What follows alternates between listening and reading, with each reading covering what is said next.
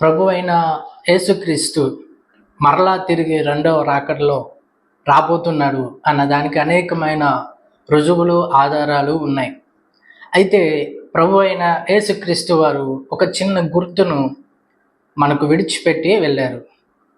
అదేంటంటే యోహాను సువార్త 20వ అధ్యాయము 7వ వచనాన్ని మనం చదువుకున్నట్లయితే, నారబట్టలు పడియుండెను, ఆయన తల రుమాలు నారబట్టల యొద్ద ఉండగా వేరుగా ఒక చోట చుట్టి పెట్టబడి ఉండుట చూచెను.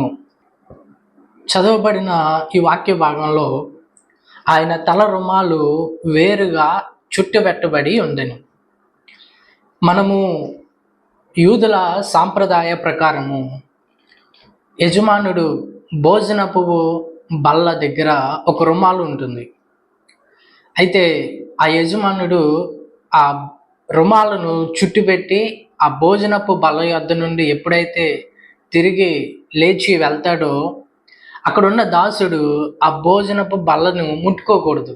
కారణం ఏంటంటే చుట్టి పెట్టబడిన రుమాలు యొక్క అర్థం ఏంటంటే ఆ యజమానుడు మరలా తిరిగి రాబోతున్నాడు అని అర్థం.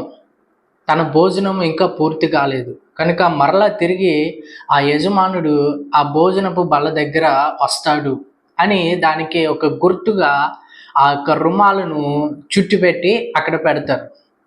కనుక ఇదే మాదిరిగా ప్రభు అయిన యేసుక్రీస్తు కూడా ఈ యొక్క ఖాళీ సమాధిలో ఆయన తల రుమాలను చుట్టి పెట్టబడి ఉండుట ఇక్కడ మనం చూస్తున్నాం.